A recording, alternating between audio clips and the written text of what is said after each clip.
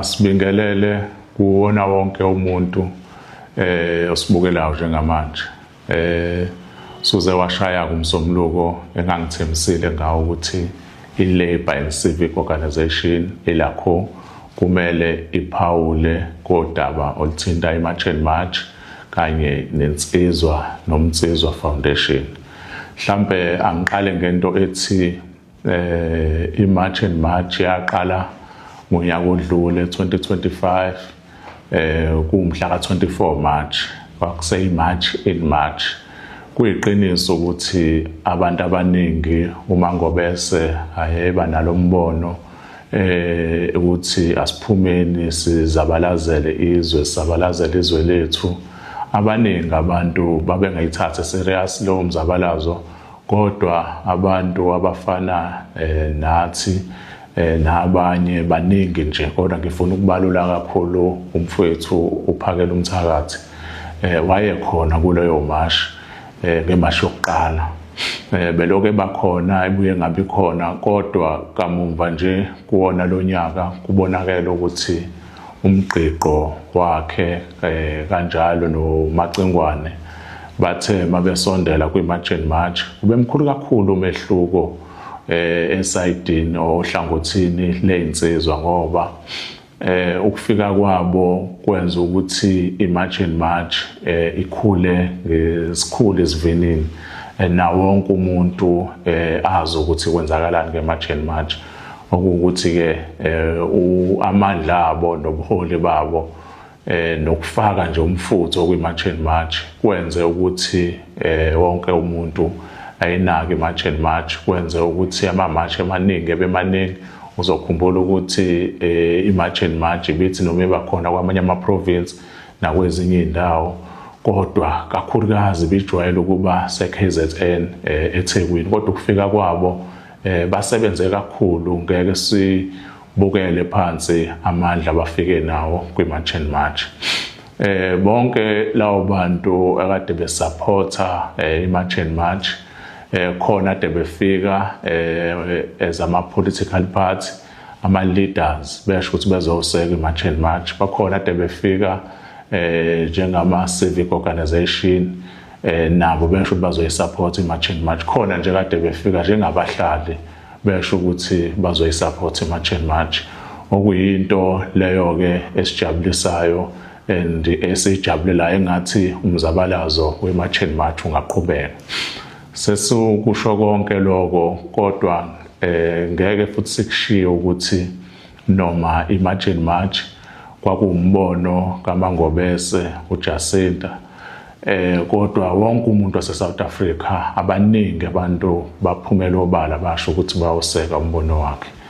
Ngalokho-ke okusho ukuthi iMarch and March sekweya wonke umuntu waseSouth Africa unelungelo lokubeka umbono wakhe ngeMarch and March, ngoba noma ngobese uyakubalula lokho ukuthi iMarch and March ya wonke umuntu waseSouth Africa, okuyinto-ke esijabulelayo leyo kakhulu. Ingakho-ke nathi ezilakho sizophawula kwiMarch and March ngoba sasikhona isaqala and asikaze sihlehle selokwathini sasilokhu siyibambeni.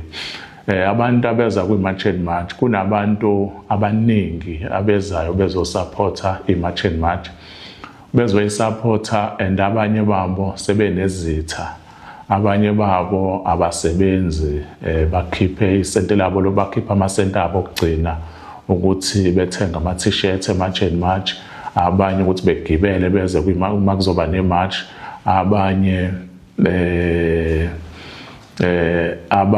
behambe ngeenyawo ibanga elide beza kwiMarch and March, ngoba nabo bayasibona isimo ukuthi sinjani eSouth Africa and bayafisa ukuthi silunge isimo eSouth Africa. Ingakho-ke wonke umuntu enelungelo lokubeka umbono wakhe ngeMarch and March, ngabe muhle noma ngabe mubi, ukuthi nje ekumele bekwenza aba-leaders eMarch and March ukuthi beyilalela yonke imibono, maseke bethatha leyo mbono abayibonayo ukuthi izoyilekelela kakhulu iMarch and March. Udaba olukhulunywa kakhulu njengamanje udaba la ngomhla ka-30 June. Uzokhumbula ukuthi u-30 June kuyiqiniso ukuthi wamenyezelwa uPhakela Umthakathi umzali masibona iMarch and March yawuseka kakhulu usuku la ngomhla ka-30 ukuthi akushaya umhla ka-30 bonke abantu bokufika sebehambile. Uhulumeni kuze watatazela-ke kakhulu washo ukuthi uzokhipha 600 million ngalolo suku, wakhipha lonke uhlobo lamaphoyisa, wakhipha ngisho iy'moto, wakhipha ngisho amabhanozi. Ukhumbula ukuthi kade simasha eThekwini bekunamabhanoyi abelokhu esigadile nje ukuthi-ke ngabe yonke ihamba kahle into lapho.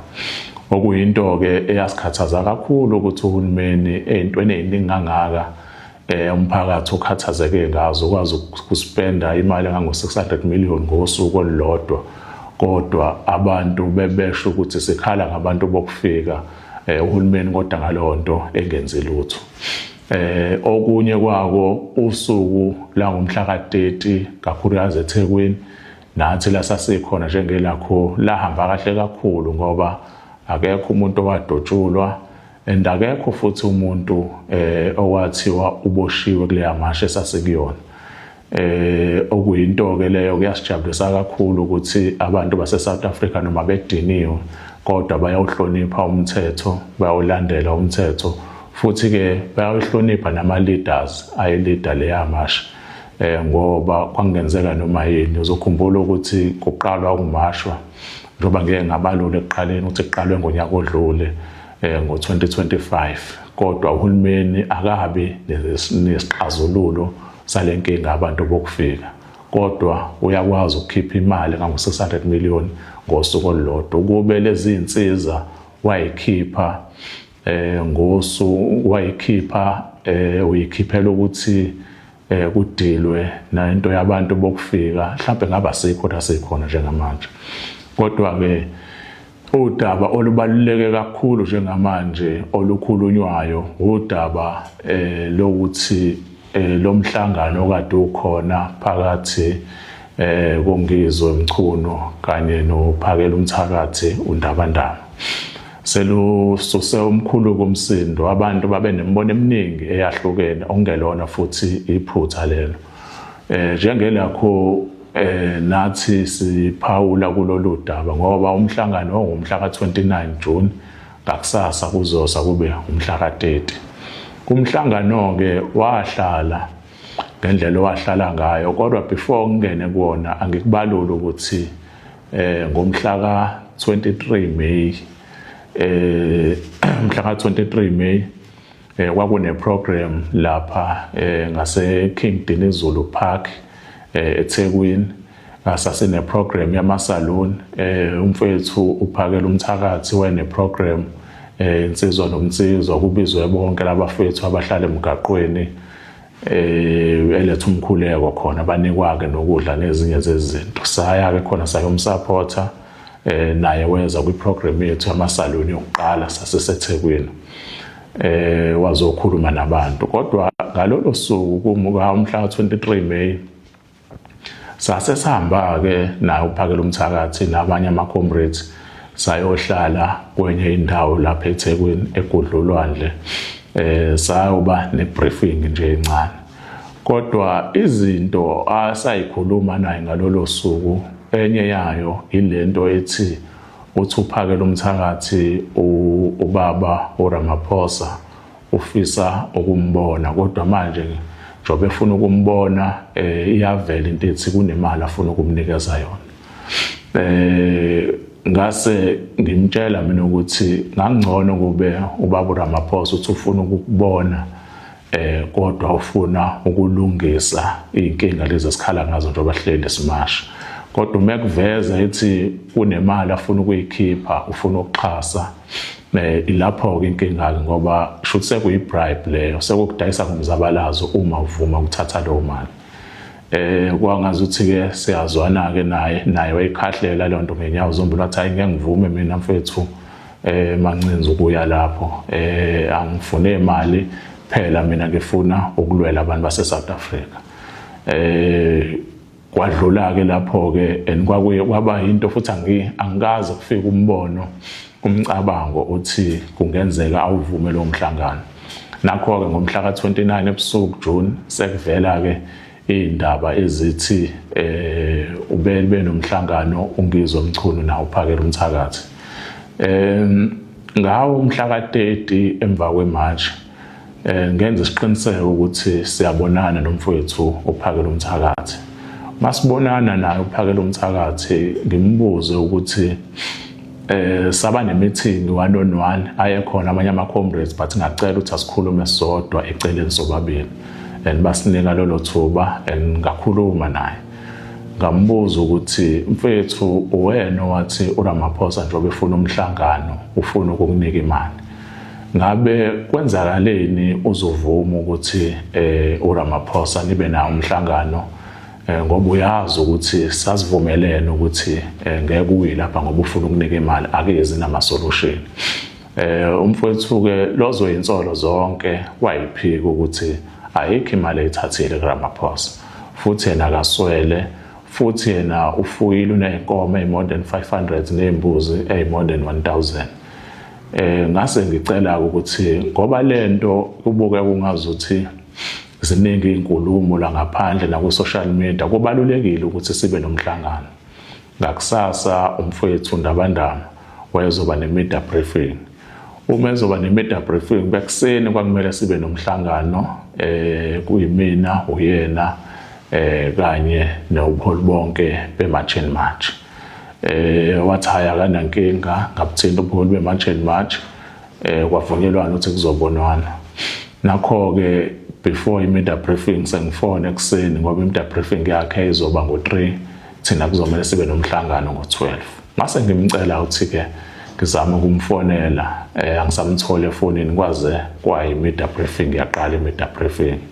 Ngafonelwa nomfowethu avamise ukuhamba naye amqaphayo naye ngangamthola.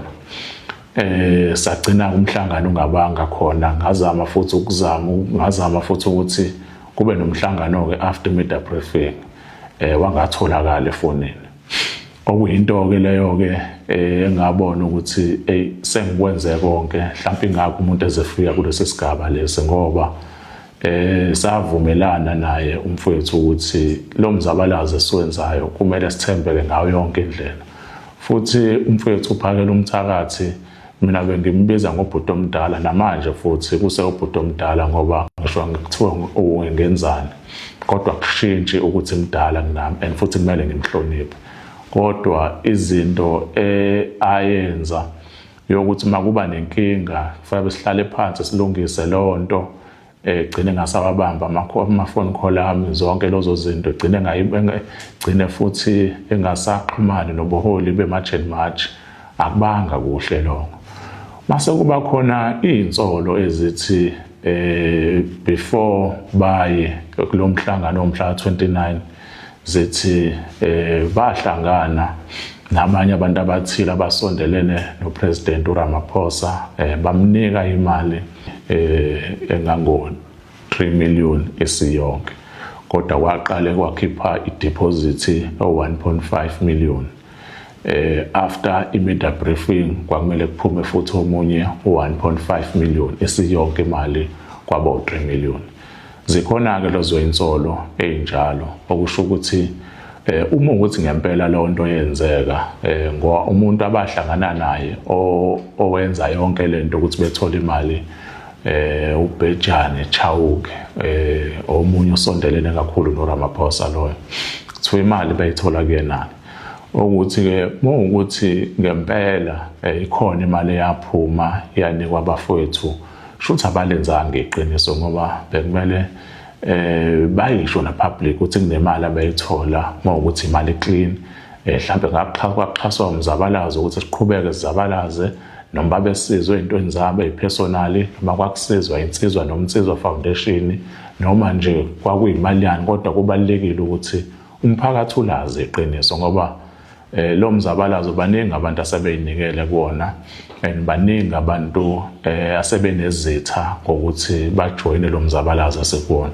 Wena uma uzohamba uyokhuluma ube nezivumelwane nabanye abantu esikholelwa ukuthi ibona basibeke size la sibakhona uthatha imali engaka uyinike uthatha imali engaka kubantu esikholelwa ukuthi ibona basibekela sikhona njengamanje. Lokho ngesiZulu kubizwa ngokuthi ukudayisa komzabalazo.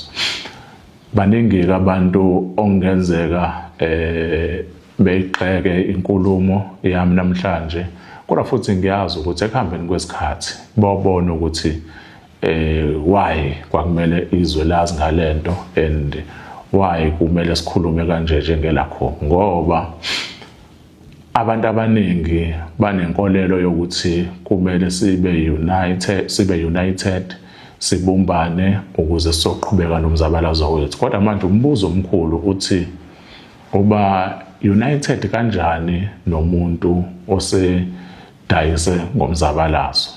Siphephe kangakanani ukuthi sizothi sizabalaza isitha okungenza ukuthi sasazi yonke into ukuthi senzani, and okunye isitha mhlambe sekuyisona esesinika abantu abathile sinabo emzabalazo lama instruction, sigcine sesiphuma kwi-focus senze ezinye izinto okungamele ukuthi sizenze. Mina umfowethu uphakela umthakathi nomfowethu ongizwe bengifisa ukuthi bayidisclose mawuthi kwakuuxhaso noma kwakuyini, kodwa le mali ekusolakala ukuthi bayithola, ngoba uma kuqhubeka kanje ekuhambeni kwesikhathi kuzoba inkinga, ngoba sasivumelene ukuthi umuntu odayisa ngomzabalazo, ngisho ngakuthiwa ubani kuyomele sim-expose lowo muntu ukuze sikwazi ukuthi siqhubeke nomzabalazo wethu clean, ngoba sila sikhona njengamanje kuyabonakala ukuthi abaholi bethu okuyibona babeseyingxoxweni sizongena kwintando yeningi abakumakhodesa, abaningi babo badayisa ngomzabalazo. Uma bedayisa ngomzabalazo labo bantu abaholi ababekhona khona abaholi ababona ukuthi umzabalazo sekudayisiwe, kodwa ngenxa yokuthi bafuna ipeace, bafuna kube nokuthula, bathula, sangena kwi-democracy, sakwazi ukuvota okokuqala ngo-1994, ukuthi namanje abantu abaningi bajahe ukuthi kube nokuthula, kuqhutshekwe nomzabalazo esikubona. Kodwa ekuhambeni kwesikhathi uma seqhubeka sithula nalezi zinto lezi, umzabalazo uyophelela endleleni. Umzabalazo wethu wokulwela abantu base South Africa uyofana neze, ngoba nabantu abangena kuhulumeni abanye babe seyingxoxweni zama negotiation ngo-1994 ibona basibekela sikhona. Ngobani? Abaholi ababekhona bathula ngoba befisa ukuthi kube nepeace. Kodwa la sikhona kuyabonakala ukuthi abantu afanele bashaya imithetho eqondile eParliament, bashaya imithetho egwegwile, bashaya imithetho ecindezela kakhulu umuntu omnyama, ngoba vele basebedayisile kumakhodesa kona before 1994. Izona zonke izinto lezi njengelakho esithi thina noma kunganjani solimela iqiniso and siyokhuluma mawukhona omunye wethu esinaye ongenzi kahle. Ngakho-ke namanje siyafisa ukuthi izwe lazi ukuthi kwenzakalani, and siyafisa futhi ukuthi kuhlalwe phansi kuxoxwe insizwa nomnsizwa ophala umthakathi ongizwe noma manje kuxoxwe ukuthi lolu daba sizolungisa kanjani, ngoba ekugcineni abafowethu amagalela abo ongizwe nophakela umthakathi amandla abaluleke kakhulu kulomzabalazo sikubona. Into nje inkinga ilelifu elimnyama elibalandelayo ukuthi kumele bachaze ngale mali ukuthi kwakuyimali yani leyo ukuze sizokwazi ukusebenza kuya phambili. Kumele bakhulume, babe neqiniso, bekhumbule ukuthi yini yayisihlanganisile. Umuntu engajabuleli ukuthi kusolveke inkinga zakhe ipersonal manje, ngoba asilweli thina but silwela izwe, silelwa izizukulwane silandelayo, silwela izingane zethu, ngoba okuningi noma sesingakuwina manje ngeke sabenefita thina, kodwa sekuyobhenefitha isizukulwane esilandelayo. Siyabonga kakhulu ngethuba esinika lona. Umzabalazo kodwa kumele uqhubeke, kumnyama kubomvu, umzabalazo kumele uqhubeke, and ilakho ngeke iyeke ukulwela umuntu omnyama, ilakho ngeke iyeke ukuveza iqiniso. Ngisho ngakuthiwe sondelene nabo abalithande kangakanani.